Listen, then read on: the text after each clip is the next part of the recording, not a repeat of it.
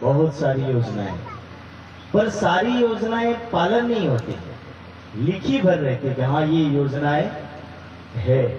इसी तरह धरती पर क्या होता है कि धरती पर चला कैसे जाता है, कहा तो जाता है कि 100 वर्ष मिलेगा, लेकिन 100 वर्ष की आयु नहीं मिलती है। फिर ये भी कहा जाता है कि धरती आपके लिए बनी है, लेकिन धरती पर आने के बाद इतनी मेहनत करो तब जीने लायक अवस्था होती है। यानी इतनी जगह व्यक्ति को चला जाता है कि जब छल होने लगता है, वो छल केवल जो ज्ञान की दृष्टि से सोचता उसको पता चलता है कि मेरे साथ छल हो रहा है, लेकिन जो नहीं सोचता उसके लिए तो ये दुनिया छल जैसी नहीं लगती, ये तो सुखमय लोग लगता है। तो वाणी कह रही है कि ब्रह्म सृष्टियां सखियां धाम की आइया छल देखने, कि छल को देखने आई है। और छल देखने का तात्पर्य क्या है कि जब इस दुनिया के अंदर आने के बाद मनुष्य जन्म, स्वर्ग का दरवाजा, वैकुंठ का दरवाजा, परम धाम का दरवाजा ऐसा कहा जाता है, लेकिन यदि मनुष्य जीवन को प्राप्त करने के बाद भी यदि व्यक्ति परमात्मा या वैकुंठ या स्वर्ग के लायक करने नहीं किया, तो उस ना करने के परिणाम स्वरूप क्या होता है, सीधा नरक भेज दिया जाता है। अब जब नरक भेज दिया जाएगा तो वो क्या सोचेगा, मैंने तो करनी करी थी स्वर्ग जैसी, लेकिन मेरे साथ छल क्यों हुआ। एक उदाहरण बताता हूं आपको। जब पांडव है ना, पांडव को भगवान श्री कृष्ण ने कहा कि ये सब छोड़ो राजपाट, और राजपाट छोड़ने के बाद आप चले जाओ जंगल में और वहां जाकर के साधना करो, तब करोगे तभी आपको स्वर्ग मिलेगा। पांचों पांडव, छठी द्रौपदी, ये चल पड़े और चल करके गए, साधना की कई वर्षों तक, और साधना करने के बाद भी परिणाम स्वरूप ये निकला कि जब स्वर्ग जाने का टाइम आया तो स्वर्ग में केवल युधिष्ठिर जाने लायक हुए, बाकी तो 5 लोगों को रिटर्न कर दिया गया। अब रिटर्न कर दिया गया तो सोचने वाला सवाल ये है कि जिसके लिए साधना की, वो साधना करने के बाद मिला तो नहीं, पर मिला कुछ और मिला। तो कहने का यही तात्पर्य है कि दुनिया में आप कितनी भी कोशिश करो, पर दुनिया आपको किसी एक अवगुण की वजह से भी कहीं भी फंसा करके खड़ी कर देगी। ये वैसे ही समझो जैसे कोई इंश्योरेंस बीमा वाली कंपनी हो। बीमा वाली कंपनी में योजना बहुत सारी दिखाई जाती है, लेकिन यदि उसका एक रूल्स बेकार निकल गया ना तो सारा का सारा प्लान चौपट हो जाएगा, और यही कह के छूट जाएगी कि ये नियम हमारे में आता ही नहीं है। तो इसी तरह ये दुनिया का है, और दुनिया के अंदर व्यक्ति, वाणी में और कबीर साहब ने कहा, काजल की कोठरी में केसो ही स्यानो जाए, पर एक लिख तो लागी पे लागी, कि कितना भी बुद्धिमान चला जाए इसके अंदर, पर यहाँ आने के बाद बोले थोड़ा सा तो उसको दाग लगेगा लगेगा और लगेगा। हल्का दाग भी व्यक्ति को नरक की तरफ घुमा देता है, हल्का छोटा सा दाग भी व्यक्ति को वैकुंठ से रोक देता है जाने से। तो कहने का यही उद्देश्य है कि वतन विसारिया रहे, कि हम तो परम धाम को भूल गए। और कैसे भूल गए, तो बोले वहां जाने के बाद हमने तो परम धाम में वादा किया था, पर उस वादे के मुताबिक हम यहाँ आकर के वो सब कुछ भूल गए। और जब सब कुछ भूल गए, चले किए हैरान कि ये क्यों भूले, तो बोले इस दुनिया ने ही भूलवा दिया। भूलना तो कोई चाहता नहीं था।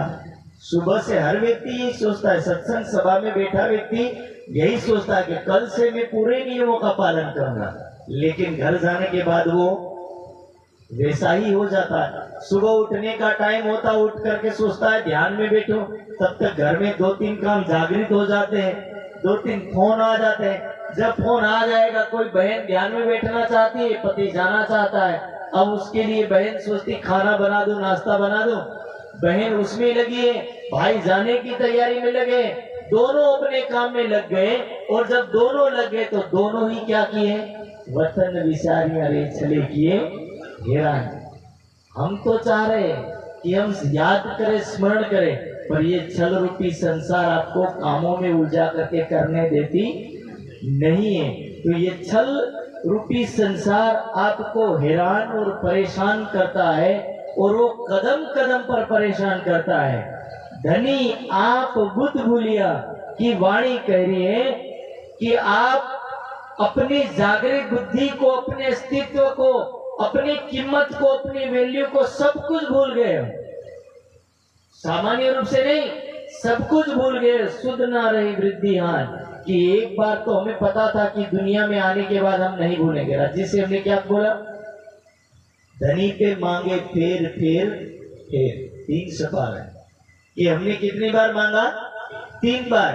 मने किए बेर 3, ये 3 बार मांगा, और 3 बार हमने, राज्य ने 3 बार मना किया, और 3 बार मना करने के बाद भी सखियां बोले नहीं, हम तो संसार में जाने के बाद नहीं भूलेंगे और नहीं छोड़ेंगे आपको।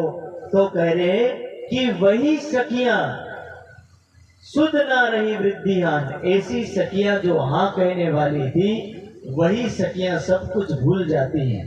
जैसे छोटे बच्चे को पूछना, एक सिंपल उदाहरण देना, 5 साल 3 साल का बच्चा होता है ना, तो उसको पूछना, बेटा बड़ा होकर खाना देगा? तो क्या बोलेगा वो? हाँ पापा, आपको छोड़ के मैं कहीं नहीं जाऊंगा। लेकिन वही बच्चा जब 30 साल का हो, तो उसके बाद पूछना उसको क्या हालत होती है। खाना है तो खाओ, घर में मिल रहा है, हर समय में आपको कहाँ पूछता भी होगा। ठीक है, बेटा कहीं और, बहू कहीं और, बेटी कहीं और। तो इसीलिए हर व्यक्ति अपने अपने रिश्तों में उलझ जाता है, और अपने रिश्तों में उलझने के बाद जब यहाँ हमारा नंबर आता है, तो हम सब कुछ उस दुनिया के अनुसार जीना चाहते, पर नहीं हो पाता है। जुदे जुदे घर कर बेटियां, बोले भले एक घर में जन्म हुआ होगा, लेकिन जाने का नंबर आए तो जुदे जुदे घर कर बेटियां, अलग अलग घरों में, उनका अलग अलग गांव में, देश विदेश, जिला तालुका, ना जाने कितनी चीजें अलग अलग होगी। अलग अलग एरिया में जाकर के ये सुंदर साथ आत्माएं बैठेगी, रहेगी, और वहां जाकर के अपने आप को भूलेंगे, अपने घर को भी भूल जाएंगे। खेले भुलाए दिया वतन, कह रहे हैं कि किसने भुला दिया? तो बोले संसार ने अपने अस्तित्व को भुलवा दिया और घर को भुला दिया, और यहाँ आकर के घर के नाम से अनेक घर के रास्ते खुलवा दिए, लेकिन असली घर के रास्ते को भी भुलवा दिया। और वही छल में वैसा हुआ कि जब घर जैसा घर दिखने लगा, पर वो घर नहीं था, और उस घर के चक्कर में हमें किसी और घर के रास्ते पर चढ़ा दिया। तो वाणी उस रास्ते की बात करी, खेले भुलाए दिया वतन। राज्य महाराज परम धाम की ओर लेकर के जाना चाहते हैं, दुनिया के लोग वैकुंठ और स्वर्ग की ओर ले जाना चाहते हैं। फिर दुनिया के लोगों में वो भी लोग हैं जो ये कहते हैं कि आपको कहीं नहीं जाना, धरती ही आपके लिए सुखमय लोग है। और ऊपर से दुनिया के लोगों ने कहा कि और क्या है? तो बोले धन रूपी भी एक धन है जो लोगों को कहीं नहीं जाने देता है।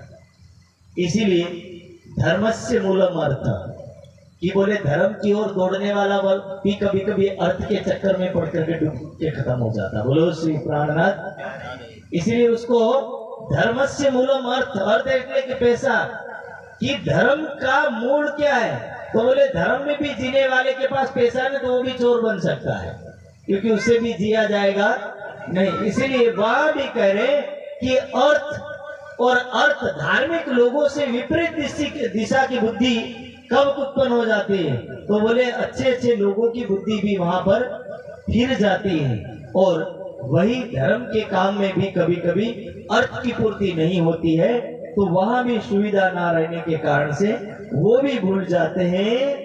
धाम से रब्द करके, रब्द करना यानी प्रेममय विवाद करना, प्रेममय वार्ता करना, प्रेममय बातचीत करना। राज्य महाराज सब सखियों को मूल मिलावे में बिठा करके कहना, समझाना चाहते हैं कि हे सखियों, दुनिया कैसी है? तो कह रहे हैं कि ये माया अति बलवंती उपरी छे मूल धनी थकी, के बहुत बलवान है ये माया। और उदाहरण दिए, उदाहरणों में क्या है, तो सुख शंका दिखने न टली, आप तो आप बोले ब्रह्मा विष्णु महेश जैसे भी इससे विमुक्त हो पाए, ये भी बोले यहां आकर के अपने अस्तित्व को भूल जाते हैं। कैसे भूल जाते हैं? यदि ये नहीं भूलते होते तो उदाहरण देवी भागवत में क्यों लिखा? देवी भागवत में लिखा है अहम ब्रह्मा अहम विष्णु शिवो अहम इति मोहिता ना जानी में वयम धातु परम वस्तु सनातनम, कि सनातन वस्तु को हम नहीं जानते। आखिर ना जानने का उद्देश्य क्या है? कारण केवल इतना है कि जो ब्रह्मा विष्णु महेश स्वयं एक योग बुद्धि वाले पुरुष हैं और जागृत बुद्धि वाले पुरुष है। जागृत बुद्धि वाले पुरुष होने के बाद संसार का संचालन करता पुरुष वो कैसे भूलता है? उनको भी भूलने का कारण है कि ये धरती ही ऐसी अपवित्र जैसी है। और अपवित्र जैसी कैसी है? तो बोले जैसे ही इस